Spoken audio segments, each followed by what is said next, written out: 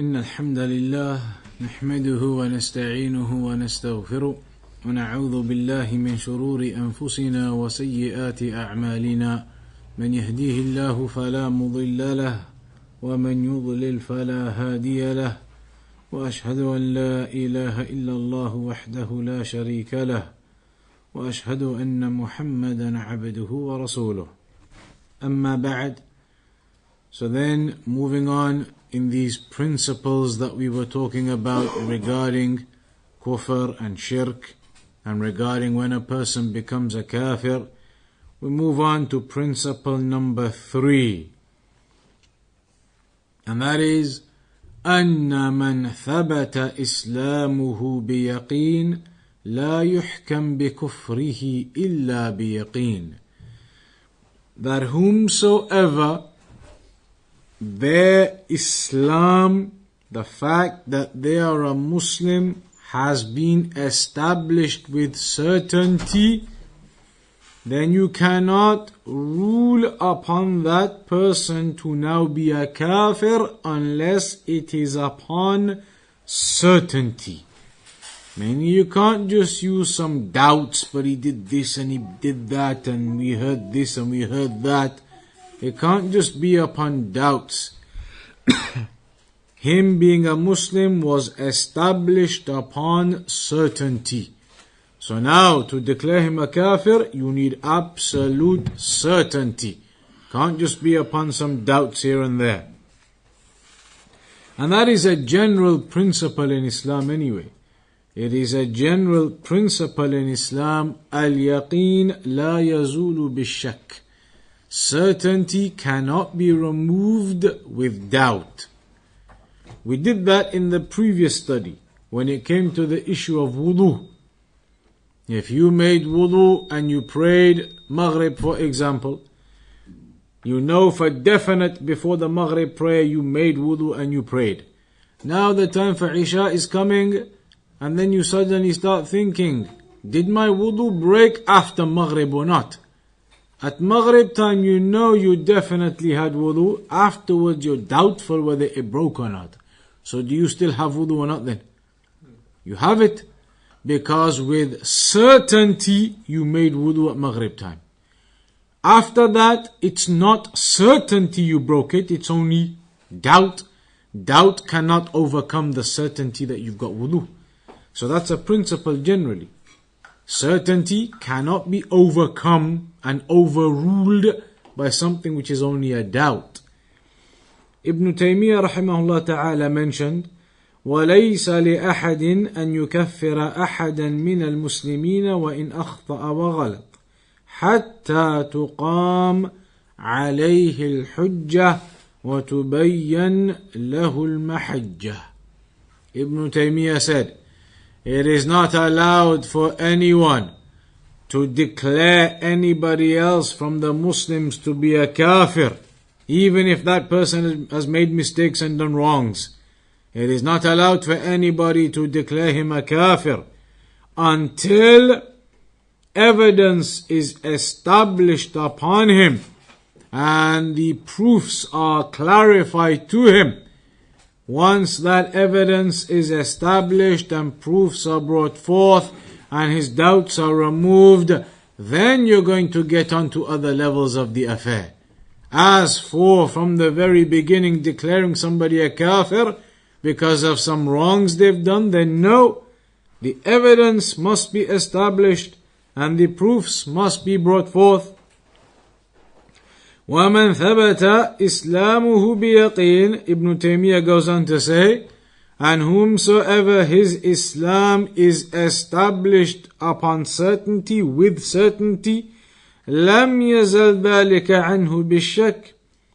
Then it cannot be removed from him with doubts. You cannot remove the Islam of a person upon some doubt. بَلْ لَا يَزُولُ إِلَّا بَعْدِ قَامَةِ الْحُجَّةِ وَإِزَالَةِ الشُّبْهَةِ. Rather, it cannot be taken from him. You cannot say that he is a kafir until evidence is established and the doubts are removed. Evidence is established upon that individual. His doubts are removed from him and he persists, then you may move on to other levels that may occur. But initially, then the third principle now is, you cannot just declare somebody a kafir with doubts. There needs to be certainty, evidence as proof, establishment of the evidence, removal of the doubts, etc. Principle number 4. قد يجتمع في قلب المسلم إيمان وكفر وطاعة ومعصية. This is also a principle in Islam, that within the heart of a believer, within the heart, the single heart of a single believer, there may be within it Eemaan and Kufr at the same time. Which type of Kufr? The minor one. Can't be major, obviously. Eemaan and minor types of Kufr may occur in his heart at the same time. Obedience to Allah and disobedience can be occurring at the same time. A believer is being obedient, he does prayer, etc., but at the same time he does sins. Possible or not? Absolutely. So obedience and disobedience could occur in the same heart of a person. Eemaan and that minor kufr could occur in the same heart of a person. Those things can occur simultaneously or within the heart of an individual, a single individual. This type of person, what is the term given to him? Is he a mu'min? A person who has Eemaan, but he has minor kufr too? Has obedience, has disobedience? Are you going to say he is a mu'min? Is that the term you give him? Fasiq. Fasiq meaning like a sinner basically. What you would say is then, he is a mu'min fasiq. He's a believer, mu'min, but a sinner. Mu'minun fasiqun. Meaning he is a mu'min with a deficiency in his Eemaan. He's a mu'min, he's a believer, but he has a deficiency in his Eemaan. Hence, he falls into the minor kufr and falls into the sins. And that is something which is clear and can occur. وبعض الإيمان قد يكون شرطا في بعضه الآخر وقد يكون بعضه المتروك ليس شرطا في وجود الآخر ولا قبوله وحينئذ قد يجتمع في الإنسان إيمان ونفاق. Basically, therefore, there is no contradiction in the affair. A person may be obedient, but he may be doing some other sins too. He may be upon Eemaan, but he's involving himself in some haram and sins at the same time. That occurs. That may be possible, and Muslims fall into that. So that type of person is a mu'min. He's not a kafir, he's not committed major shirk. He's a mu'min, he's a Muslim, but he's a fasiq. That is clear, and that is very possible. People of deviation out there seem to have difficulty in understanding why that can happen. They seem to have difficulty in understanding how can a person be a mu'min and at the same time be committing minor kufr or be committing sins and be a fasiq. How can you be mu'min and fasiq at the same time? Absolutely you can. A Muslim doesn't sin. Of course the Muslims, they sin. And in fact, Allah even told us in that hadith, كُلُّكُمْ تُخْطِئُونَ بِاللَّيْلِ وَالنَّهَارِ. All of you sin day and night. And the Prophet ﷺ said, كُلُّ بَنِي آدَمْ خَطَّاء. All of the sons of Adam make errors. So no doubt a believer can be a sinner. He is being obedient and at the same time he is involving in some sins too. That is clear. That person doesn't become a kafir according to the people of innovation and deviance. They say no, if he's committing all of these sins, regardless of his Eemaan and prayer and tawheed, he's a kafir then. And that's clearly false. He is a believer, he is a mu'min, he prays, he's upon tawheed, but he's committing sins. So all we say is, he is a believer, but he is low on his Eemaan. Simple. وقد يجتمع فيه بعض شعب الإيمان وشعب من شعب الكفر كما جاء في أحاديث كثيرة. there could be an instance where he has aspects of Eemaan in his heart and he has some aspects of Kufr in his heart. Like in the example about the characteristics of the munafiq. Lying, is it a characteristic of the hypocrites or not? Absolutely. If a Muslim lies, he therefore now has in him a characteristic of the hypocrites. But that doesn't make him a kafir. So he is a believer, but he is a fasiq for having that characteristic in him. He is deficient in his Eemaan for having that characteristic in him. So that's clear where a person may have Eemaan, but he has some aspects that are not good aspects. They are sins, they are minor kufr, they are characteristics of hypocrites. But it doesn't make him kafir out of Islam. Somebody lies, you're going to say he's a kafir now? So that person is a believer still, he's a Muslim still, but he has the deficiency in his Eemaan and he has these characteristics in him that he shouldn't have.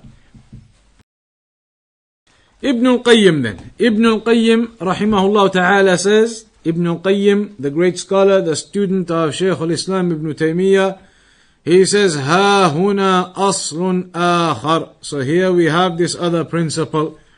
وهو أن الرجل قد يجتمع فيه كفر وإيمان. That a person, he can have combined within him the minor kufr and Eemaan and shirk, meaning the minor shirk, and tawheed and taqwa and fujur. Fujur meaning a lack of taqwa, disobedience and sinning. He can have some taqwa in him, but he may still have some level of fujur and fisq and sinning in him too. وَنِفَاق وَإِيمان. He may have characteristics of nifaq, the one who lies and the one who breaks his promises, etc. But at the same time he has Eemaan. This is a principle to be understood, that a Muslim can have Eemaan, but at the same time he may have some of those negative characteristics too at the same time. وَهَذَا من أعظم أصول أهل السنة وخالفهم فيه غيرهم من أهل البدع. This is from the greatest of the principles of Ahlul Sunnah, and the people of innovation, they opposed this principle. Like the Khawarij, like the Mu'tazila, like the Qadariyya. ومسألة خروج أهل الكبائر من النار وتخليدهم فيها مبنية على هذا الأصل. وقد دل عليه القرآن والسنة والفطرة وإجماع الصحابة. There is one issue though. We've just said now you could have a combination of these things within a person. Eemaan and characteristics of hypocrisy. Eemaan and some levels of minor kufr. Obedience and disobedience. They can all occur within a person. However, there is one issue. There is a hadith in the Musnad of Imam Ahmad, authentic hadith. The Prophet ﷺ said, لا يجتمع الإيمان والكفر في قلب امرئ ولا يجتمع الصدق والكذب جميعا ولا تجتمع الخيانة والأمانة جميعا. In this hadith, the Prophet ﷺ said, Eemaan and Kufr cannot come together into the heart of a person. They cannot be together. Eemaan and Kufr cannot be together occurring in the heart of a person. Neither can truthfulness and lying ever come together. Neither can trustworthiness and betrayal ever come together, because they are all obviously opposites.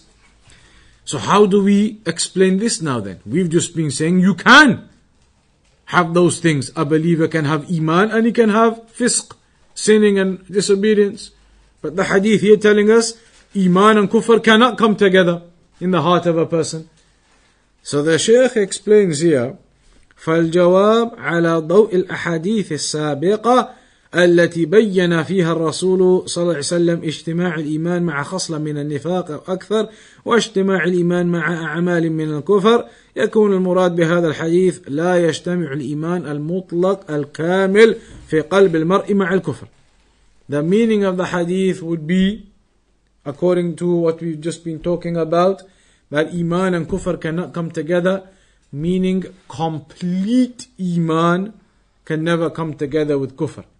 Because if you've got some minor aspects of Kufr or some characteristic or hypocrisy, that means your Eemaan cannot possibly be complete and full. That's the meaning of the hadith.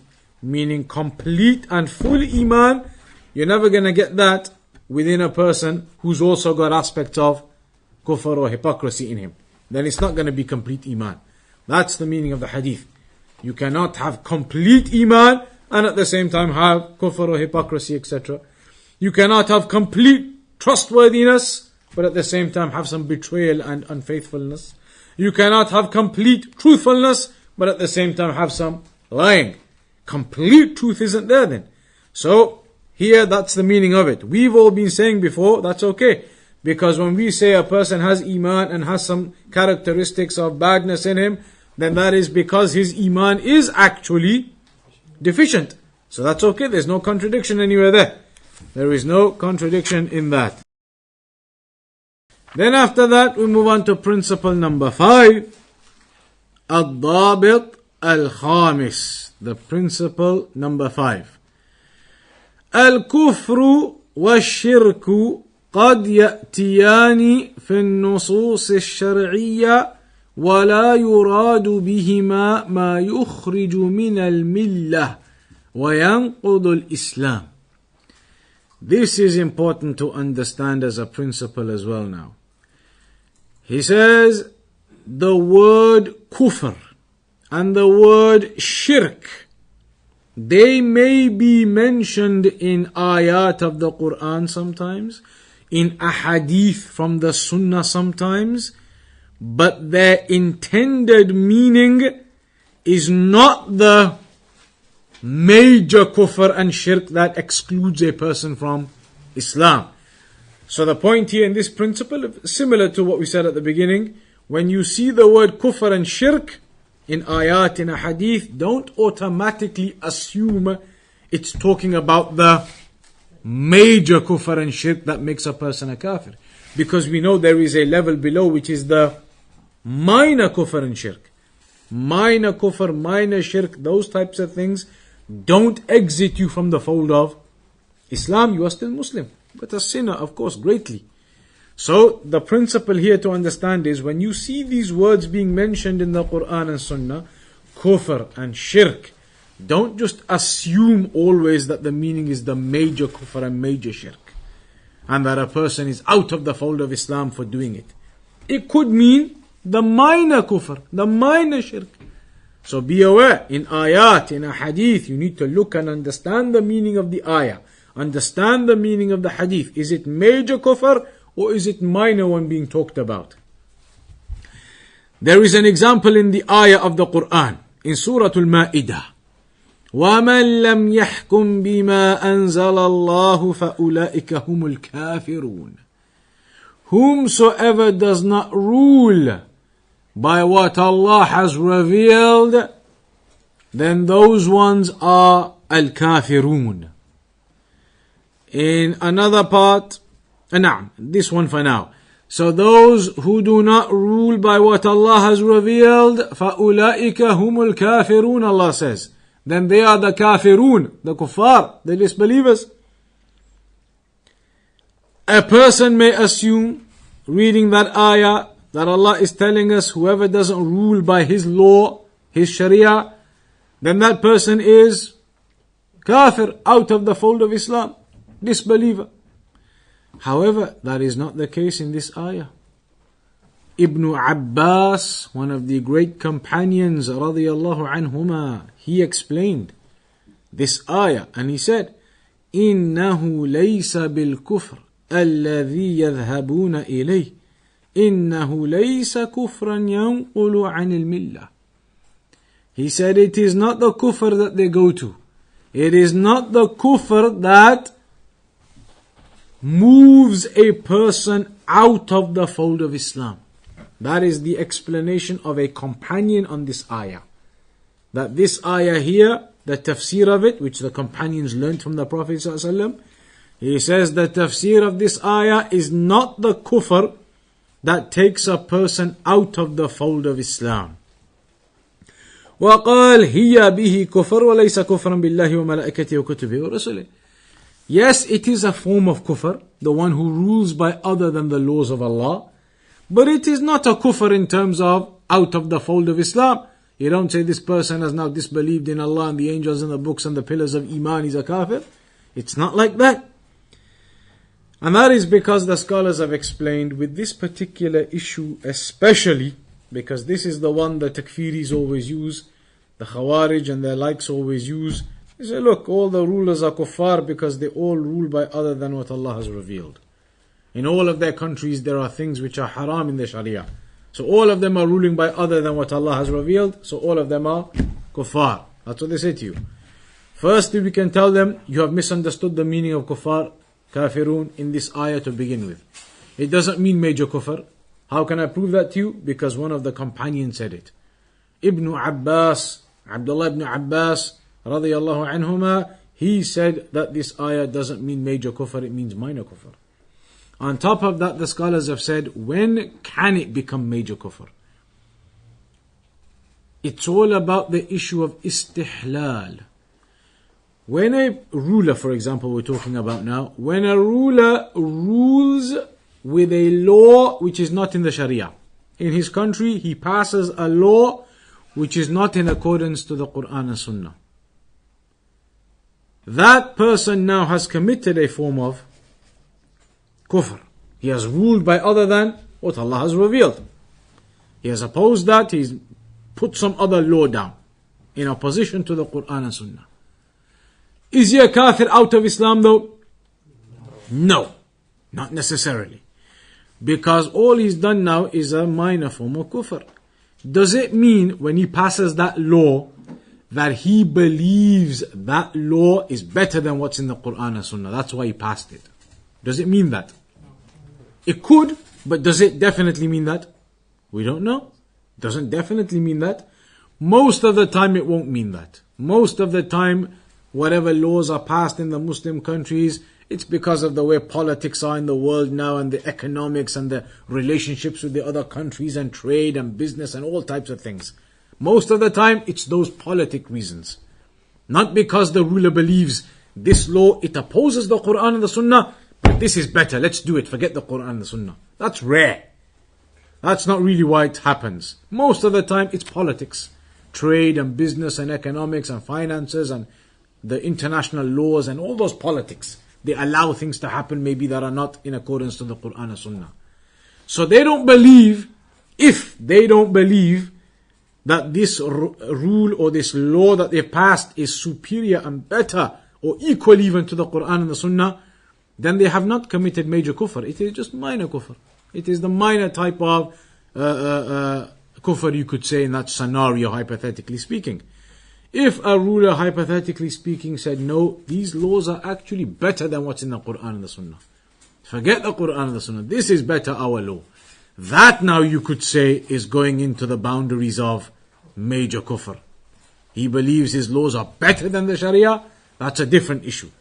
But when the rulers now in the different countries pass laws, is that what they believe? Do we have any way of knowing that? Do we have any way of knowing that? Are you going to be able to pick up the phone and ring the kings of the different countries, of the Muslim countries, and ask them, this law you passed in your country, is it because you believe it is superior to the Sharia, etc.? Can we do anything like that? So can we establish what's going on? Why they've done it? Can we prove that they've done it because they believe that law is equal or better than the Sharia? Or is there a reasonable argument to say it's just because of politics and things and that's it? There is, isn't there? So now all we've got is doubt. At the very best, all we've got is doubt. Maybe it was because of this reason the ruler did it. Maybe it was because of that reason the ruler did it. All we have is doubt. We've just mentioned the previous principle. You cannot make a person, a Muslim, a kafir based upon doubt. So if you see rulers ruling by other than what Allah has revealed, you cannot automatically declare them as kuffar based upon a doubt. Because we don't know for definite their reasons behind it. It could just be politics, which is normally the reason. And that would not make them a kafir out of the fold of Islam then. So that is one thing to take note of. There's another example of this. In the hadith of Abdullah ibn Mas'ud رضي الله عنه قال قال رسول الله صلى الله عليه وسلم سباب المسلم فسوق وقتاله كفر. Abusing or cursing a Muslim is fisq, like sin. And fighting him, that's kufr. Abusing another Muslim, that's wrong, it's a sin. Fighting him outright, that's kufr. So now this hadith, what does it mean? Al-Imam al-Tirmidhi, Sunan al-Tirmidhi, Al-Imam al-Tirmidhi, he said, وَمَعْنَى هَذَا الْحَدِيث, the meaning of this hadith, قِتَالُهُ كُفْرٌ لَيْسَ بِهِ كُفْرًا مِثْلَ الْإِرْتِدَادِ. Fighting a Muslim is kufr, but not kufr like apostating. Like apostating out of Islam. Not like that, he says. وَالْحُجَّةِ فِي ذَلِكَ مَا رُوِيَ عَنِ النَّبِيِّ صلى الله عليه وسلم, and the evidence for that is what is narrated from the Prophet صلى الله عليه وسلم, مَنْ قُتِلَ مُتَعَمَّدًا فَأَوْلِيَاءُ الْمَقْتُولِ بِالْخِيَارِ إِنْ شَاءُوا قَتَلُوا وَإِنْ شَاءُوا عَفَوْا وَلَوْ كَانَ الْقَتْلُ كُفْرًا لَوَجَبْ. In a hadith it mentions, whoever is killed on purpose, meaning somebody murders someone, killed on purpose, then the next of kin of that murdered person, Islamically, what right do they have upon the murderer? They can have him killed as a capital punishment, as they call it here now. You can have the capital punishment, or if they want, they can take the blood money, or they can just forgive him. If killing another person was outright kufr, you are a kafir, would the option of forgiving and the option of just letting him off be an option? Then it wouldn't be an option. If that person is an outright kafir now for having committed this act, then we know the ruling on apostasy is death. So it wouldn't be an option that you can let him off. The fact that you still got this option means the murderer, by committing murder, doesn't become an outright kafir. He doesn't. You still have the option of forgiving him. There's an even better evidence, or an even stronger evidence, you could say, or clearer evidence maybe, in the Quran. What's the evidence in the Quran? In the Quran, there is an ayah that talks about this issue of qisas, about eye for an eye, etc. And it refers to the murderer and the next of kin of the deceased, of the murdered, as brothers. How can the murderer still be the brother of this man? He's just killed his relative. He is still the brother of him because that act was not an act of major kufr. If it was an act of major kufr, you could not possibly say the murderer is still the brother of this man. He has now committed kufr, that's it, gone. But he is referred to as his brother still, meaning it is not major kufr having exited him from the fold of Islam. So these are all points to take good note of. The point there was that when you see these types of hadith talking about kufr and shirk, or ayat talking about kufr and shirk, don't automatically assume it means major kufr and shirk out of Islam. You need to examine and understand what it means and work out what that hadith and ayah means. So that is important to understand too. Principle number 6. There is a difference between saying that such and such an act is an act of kufr, and between saying somebody specifically is a kafir. Certain actions are actions of kufr. You can generally say, whoever does X, Y, and Z, he is a kafir. There are certain actions that are overall actions of kufr. So you can make statements like, whoever does X, Y, and Z actions, then they have committed kufr. That's a general statement. There's a difference between that and then somebody coming along and doing exactly X, Y, and Z, and then you saying You are therefore a kafir now. There's a difference between saying somebody who does those actions on the whole, the ruling is that he is a kafir. On the whole, the rule of thumb, kafir. But when somebody specific now comes along and does it, and you want to give a ruling on a specific person, then it's a different issue. You can't just say, okay, well, whoever does X, Y, and Z, the rule of thumb on that is kufr. You've done it, therefore you are a kafir. It doesn't work as simple as that. There is a difference between those two issues. He's going to explain a bit here. فالأول لا يشترط فيه سوى ثبوت أن النوع المذكور كفر. The rule of thumb type of action that is considered as kufr, for that you just need general evidences. General evidences in the Quran and the Sunnah saying whoever does X, Y, and Z, it is kufr. So we know that a particular action is an action of kufr. That's just general evidences telling you X, Y, and Z are actions of kufr. So those actions you know are actions of kufr. You can say generally anybody who does those actions has fallen into kufr. That's general. As for somebody specific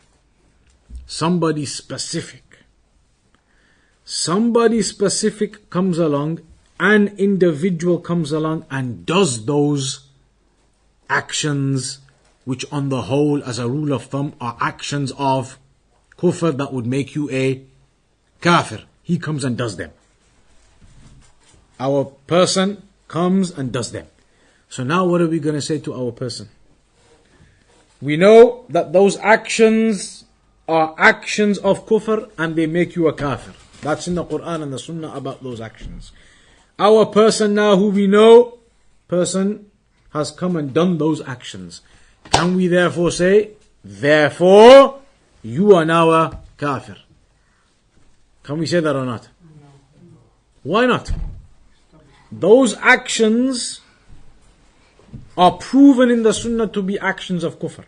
And the person who does them is a kafir. He's come along and done them. So why can't we just automatically, very simple maths, those actions are actions of kufr, whoever does them is a kafir, he's come and done them, equals, therefore he is a kafir. Why can't we do that? Because we mentioned it just before, the other principle. When it comes to individuals, one thing you have to do first, establishment of the evidence. They give an example. You've probably heard of these examples before. You walk into bowing down, prostrating, doing sujood to an idol. Act of kufr or not? Person who does it, kafir or not? Kafir. That is an action of kufr. Person who does it is kafir. Famous example, they use this one. Scholars mention it. So bowing down, doing sujood to an idol is an act of kufr in the Quran, Sunnah, clearly act of kufr. Somebody does it, mushrik, kafir. That's the rule of thumb. You walk into a room one day, a prayer, like you have these prayer rooms in places. You walk into that prayer room and you see a Muslim praying. Or you see him doing sujood. And you see him doing sujood and he's got an idol in front of him. In front of his head, he's got an idol there and he's doing sujood to it. He is doing the overall act of kufr, which makes a person kafir. He's doing it, doing sujood to an idol in front of him. You go in and you see him right there, sujood with an idol at the front of his head. Can you say he's a kafir now? Sujood to an idol, you've seen him with the eyes. Kafir or not? Depends on the situation. He's doing sujood to an idol. You're going to say depends? How? So he could go praying, probably was rushing, didn't see it, or those sort of things. The example they give, you can't just say he's a kafir. You can't. You might say, how? You've seen him there. You're looking at him right now. You're looking at him right now.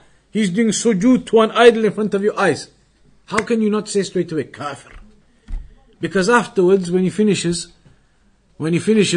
his prayer, he was praying, suddenly you see him getting up, trying to find his walking stick because he's blind and he had no idea there was an idol in front of him when he was praying. So was he a kafir then? Nothing at all. Muslim. You see where you have to establish the proof. If you said to him, why on earth are you prostrating to an idol? He would say to you, what are you talking about? Where? Who? Oh, I see. That's what he would say to you. So now, because you didn't establish the proof, if you were to just declare him a kafir, you would have been completely wrong. Even though you could see him doing the act, which is the act of kufr, prostrating to an idol. Yet, when you established the proof, you realized he is exempt. Nothing happened. He didn't do anything. Blind. He didn't even know he was there. Another example they give, a lesser example, but the same type of rule. We did just now in the prayer book. One of the arkan of the prayer, one of the pillars of the prayer, right at the beginning, is that you must be standing. In the fard prayer, it is a rukn to be standing. So now you come in to the jama'ah prayer. Everybody standing, and you see one person sitting down on the floor praying jama'ah prayer. In the jama'ah, fard. You know this fard. You know he's praying fard as well. He's sitting down and praying. Afterwards you say to him, your prayer is invalid. Your prayer is invalid. You were sitting and praying. The rule for the fard prayer, it is rukn to stand and pray. Your prayer is invalid. Pray again. Correct or not? His action on the whole to sit and pray a fard prayer is wrong. Makes your prayer invalid. The action overall, invalid, wrong, no problem. Now you've seen someone specific doing it, you can't just equals it and say, okay, your prayer is invalid. Because again, you need to establish the evidence, the circumstance. You speak to him afterwards, you say, the pillar of the prayer is to stand. Why weren't you standing and praying? He says, look at my ankle. You look at his ankle, he's got a huge cast on it. So now, he was exempt. When you see the evidence, he was exempt. So his prayer is okay and valid. That's the point about establishing evidence. You must establish the evidence and the proof before you can make a ruling on a specific individual. That example of the blind one is a very good example the scholars give. You see someone prostrating to an idol, you think that's it. What evidence? Prostrating to idol, kafir. Then afterwards you realize he's blind, he just came in to pray, he had no idea. Some Hindu or somebody had been in that room before with an idol there. Had no idea, he was just praying, blind. Didn't know there was an idol right in front of him. So, establishment of the proof is needed. Therefore, the principle here is that these are two different things. One thing is having overall actions that are actions of kufr, and people who do them are kuffar. Overall actions, like bowing down to an idol. Action of kufr, somebody does it, kafir. That is the overall rule of thumb. Somebody specific, you see them doing it now, you cannot just equals that onto him and say, okay, therefore you are now a kafir because you fall into that general thing. You can't. You might think, how then, why not? You just sat there and told us the general rule is this action is kufr and whoever does it is a kafir. He's doing it. But still, you can't just make a straight equal sign, because what you need for a specific person to apply him into that rule is establishment of the proof and the evidence and removal of doubts. That's the other thing. Removal of doubts, what does that mean? Somebody, a Muslim, may come along and he may do a certain action which is one of these overall actions, that is an action of kufr, and the person doing it is a kafir. Somebody's doing it. When you discuss with this person, you realize that it's because of his upbringing and what he's been taught. He had no idea that this action of his falls into those categories of kufr. So now by explaining to him, he starts bringing some evidences that his people have taught him. But our people said these dead people can hear you in the grave and they can do this and they can do that. And he's got all these evidences. You explain to him, you give him evidences, you tell him the dead cannot hear you, they cannot answer your dua, they cannot do shafa'ah, you give him proofs in the Quran. Meaning you clarify all of his doubts. And then he understands, I see. So now, once you have clarified his doubts and he leaves that, done. You're not going to establish that ruling on him. It could just be that he was confused and he had doubts and people have told him things and he's doing those things because of that. So that's why you can't just equals and say, that's it, I saw him doing this, kafir, because that is the overall ruling. Overall ruling is one thing. Applying it to a specific individual is another. You cannot just equals it. You must establish the evidence. Remove the doubts from the person. Clarify to him. He may be doing that because of some doubts he's got. People have confused him, telling him it's okay.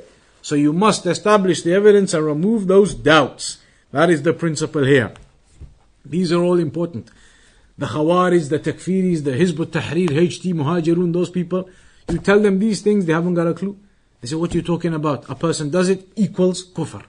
This is an action of kufr, whoever does it, kafir. And that's wrong. It doesn't work like that. In that case, that blind person is a kafir according to them. That person who prayed sitting down, don't bother checking if he's got a problem with his ankle, his prayer is invalid. That's according to them. That's wrong. You need to establish the evidence and you need to understand what's going on. An example that's given here is somebody who believes, who says that the Quran is created. That is a statement of kufr. The Quran is not created, it is the speech of Allah.